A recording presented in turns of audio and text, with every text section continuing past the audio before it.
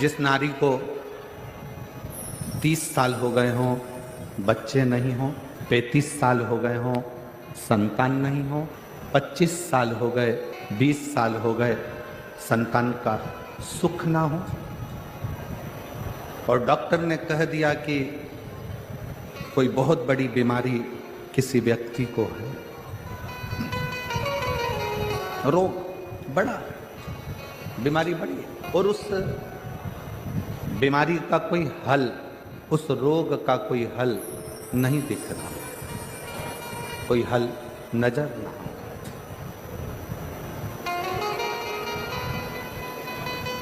कोई हल दिख ना रहा, तो बैसाख महीने में शिव सप्त तीर्थ का एक अनुष्ठान अपने जीवन में जरूर करें। मट्टी के पात्र में जल भरना, और मट्टी के पात्र में जल भरकर प्रतिदिन रोज 7 दिन का ये नियम होता है सप्ततीर्थ। बस विराम जो है उसका प्रदोष के दिन होना चाहिए, और बैसाख के महीने में जब आप सप्ततीर्थ का अनुष्ठान करें, 1 घड़ा जल का रोज भरें प्रतिदिन,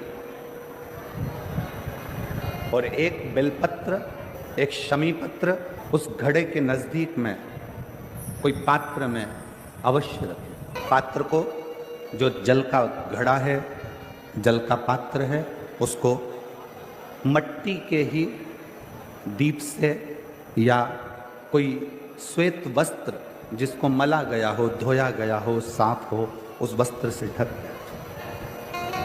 एक दिन एक शिवालय में जाएं, शमी पत्र अशोक सुंदरी वाली जगह पर समर्पित करें। अशोक सुंदरी की जगह जानते हो ना आप लोग? अशोक सुंदरी की जगह पर शमी पत्र समर्पित करें।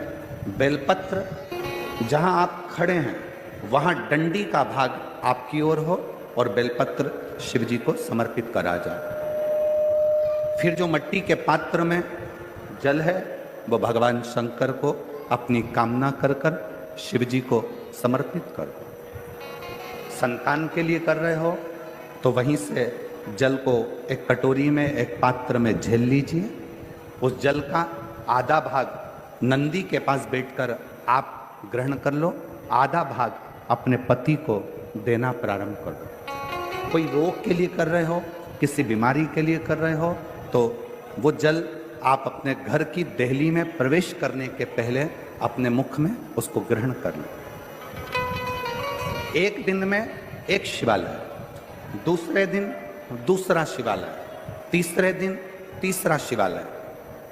अगर अपने नगर में, अपने गांव में, अपने क्षेत्र में 7 शंकर के मंदिर नहीं हो, यदि अपने गांव में, अपने नगर में, अपने क्षेत्र में 7 शंकर के शिवालय नहीं हो, तो मिट्टी का शिवलिंग बनाकर उस पे चढ़ा, पर रोज एक शिवालय अलग होना चाहिए।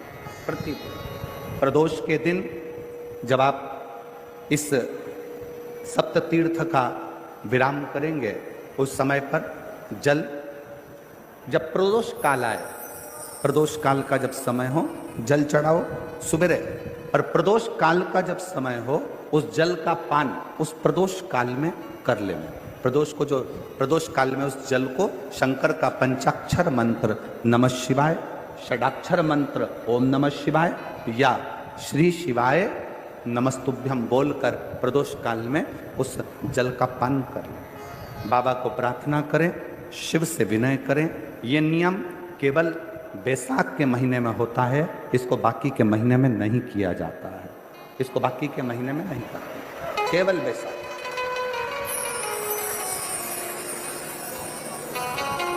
शिव सप्त तीर्थ का जो नियम है वो अपने जीवन में धारण करें।